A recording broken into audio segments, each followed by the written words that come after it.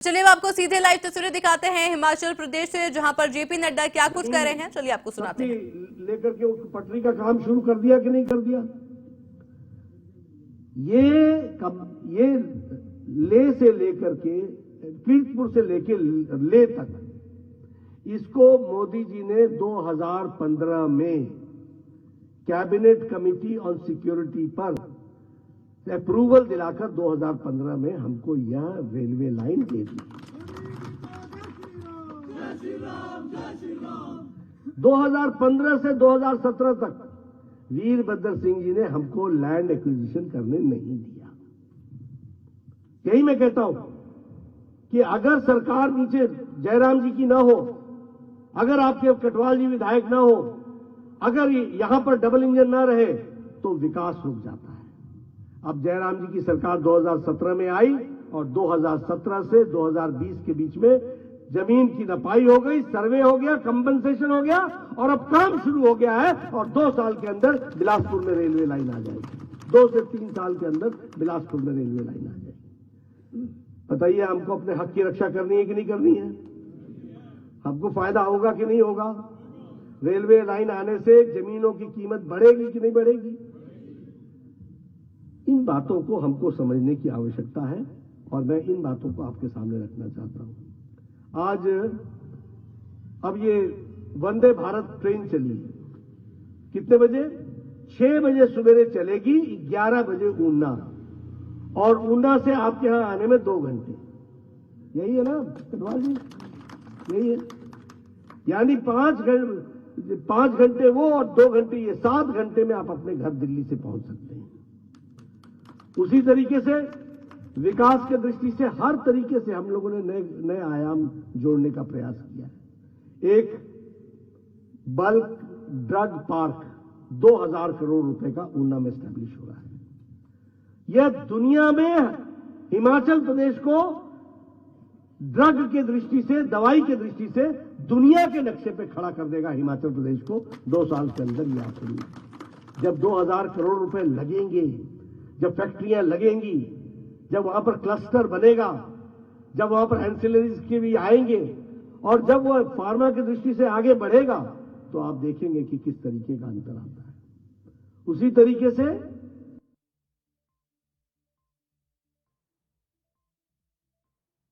नालागढ़ में अब medical device park बन रहा है और ऊना में जब इसकी सपोर्ट सिस्टम यहां पर खड़ा होगा तो हिमाचल प्रदेश दुनिया के नक्शे पर स्थापित हो जाएगा। इसको भी हमको याद रखना चाहिए। एक इंडियन इंस्टीट्यूट ऑफ मैनेजमेंट, एक Indian institute of information and technology, ये सब आपने नाम कहां सुने थे? आईआईटी हम सुनते थे दिल्ली होता है, आईआईटी हमने सुना था रुड़की होता है, आईआईटी हमने सुना था कि कानपुर में होता है, और आज Indian institute of information and technology वो हिमाचल में हो रहा है। इसको भी हमको समझना है। इसलिए विकास के नए आयाम जुड़े जा रहे हैं, जोड़े जा रहे हैं। ये बताइए सीधे मनाली को सड़क जा रही कि नहीं जा रही? और ये दिसंबर महीने में, जनवरी महीने में जब ये गरा मोड़ा तक का सुरंग बन जाएगी तो 30 मिनट में आप यहां से पहुंच जाएंगे कि नहीं पहुंच जाएंगे? और 40 मिनट में आप कीर्तपुर पहुंच जाएंगे, 50 मिनट में कीर्तपुर पहुंच जाएंगे कि नहीं पहुंच जाएंगे? ज्यादा से ज्यादा 1 घंटा।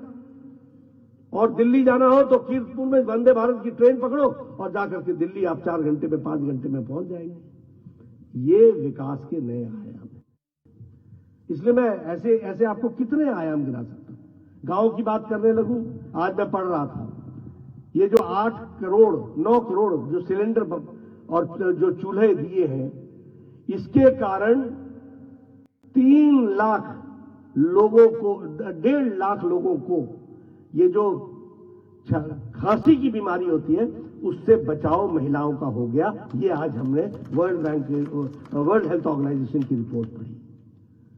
आपने बहने देखा होगा, सवेरे सवेरे उठ करके जंगल में जाकर के लकड़ी काट के ला के सुखा के फिर चूल्हा जला के फिर फूकनी से लेकर के फूकने का काम, और फिर उसके बाद आंखों को मलते रहना, रसोई से बाहर निकल करके कहना कि हाँ थोड़ी चितनगी आई। होता था कि नहीं होता था?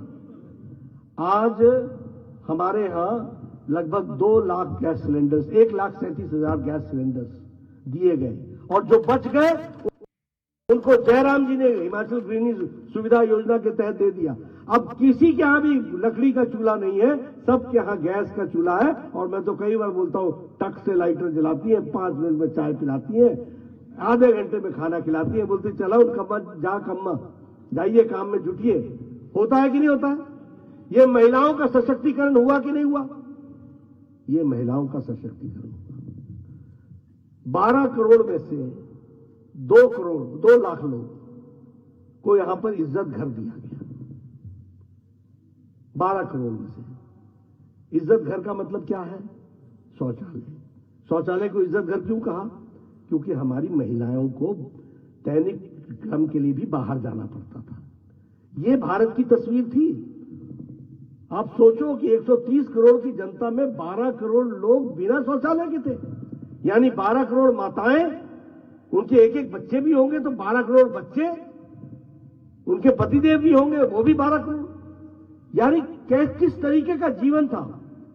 और 1,97,000 शौचालय यहां बने और 12 करोड़ देश में बने, यानी 12 करोड़ बहनों को अगर मजबूती और इज्जत दी तो नरेंद्र मोदी जी ने दी है। इसको हमको याद रखना। और अभी जो रिपोर्ट्स आई हैं उसके तहत डायरिया की, इसी के कारण, स्वच्छता के कारण, क्योंकि अब बाहर शौच नहीं जाते हैं तो इसलिए डायरिया का केसेस रुक गए और 3 लाख जानें बची हैं। 3 लाख जानें, 11 से 12 लाख हर साल डायरिया के मरीज होते थे, वह खास करके बच्चे, और उसमें से 2-3 लाख की तो जीवन लीला समाप्त हो जाती थी। आज 3 लाख बच्चे बचे हैं, इसको हमको समझना होगा। इसलिए ये महिला सशक्तिकरण हुआ है, महिलाओं को ताकत दी गई है, महिलाओं को मुख्य धारा में शामिल करने का योजना बनी है। प्रधानमंत्री गरीब कल्याण अन्न योजना, अगर प्रधानमंत्री गरीब कल्याण अन्न योजना कहें, और वो हिमाचल में भी बड़ी संख्या में हमारे लोगों ने उसमें अपने आप को जोड़ा है, उसके साथ जुड़े हैं। 5 किलो गेहूं, 5 किलो चावल और 5 किलो गेहूं, 5 किलो चावल, 1 किलो दाल, ये देने का काम प्रधानमंत्री मोदी जी ने किया कि नहीं किया? कोई भूखा ना रहे इसकी व्यवस्था की गई है। इससे किसको ताकत मिल रही है? आम जनता को ताकत मिल रही है। ऐसे कितने काम हैं। प्रधानमंत्री किसान सम्मान निधि, बोलिए, हमारे 11 करोड़ 74 लाख किसानों को 2-2 हजार रुपए हर तीसरे महीने मिल रहा है, हर तीसरे महीने। तो एक विकास की एक नई कहानी लिखी गई है। इसलिए मैं कहता हूं, सही बटन दबेगा तो काम चलेगा, गलत बटन दबेगा तो काम रुक जाएगा। इसलिए ये कोई JR कटवाल का विषय नहीं है, ये मेरा विषय नहीं है, ये आपके हितों की रक्षा करने का विषय है। आप बताइए, ये 5 साल बीच में कांग्रेस के MLA आए सामने, तो आपका ये काम रुक गया कि नहीं रुक गया? इस सड़क का काम रुका था कि नहीं रुका था? 4 लेन रुक गया था कि नहीं रुक गया था? मेरे को नए ठेकेदार को लाकर के काम शुरू कराना पड़ा कि नहीं बनाना पड़ा? क्यों रुका था? क्योंकि यहां पर जोर जबरदस्ती करके ठेकेदारों ने, जो उस समय कांग्रेस के लोग थे, उन्होंने कंपनी चौपट कर दी, चलने ही नहीं दी। आज नया ठेकेदार लाना पड़ा, तब जाकर के ये काम पूरा हुआ। इसलिए ये ध्यान में रखिए कि अगर माली सही होता है तो बगीचा सजता है, अगर माली गड़बड़ हो जाए तो बगीचा उजड़ जाता है। और दूसरी बात याद रखिएगा कि फल अगर कोई पेड़ देता है तो मिट्टी को भी अपना हक अदा करना पड़ता है। अगर मिट्टी अपना हक अदा ना करे तो पेड़ सूख जाता है और पौधे और उसको फल लगना बंद हो जाता है। इसलिए ये 12 तारीख को, अब JR कटवाल जी की मैं बात करूं, इन्होंने इतनी लंबी गाथा सुना दी, ये सड़क, इस पर काम, ये पुल, वो पुल। कम से कम एक पुल आप भी बना दो जो झंडुता से सीधे शिमला जाए। अब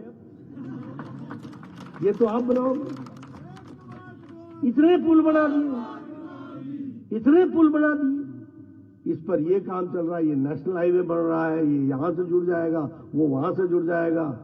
अब तो आपके पास ऑप्शन हो गई कि वाया झंडुता जाना है या इधर से जाना है, जाने के लिए तो दोनों तरफ रास्ते बना। पानियों के लिए पानी की स्कीम सुन रहा था मैं, इतने करोड़, 19 करोड़, 36 करोड़, 10 करोड़, हमने वो भी जमाना देखा है। कांग्रेस के एमएलए लंबे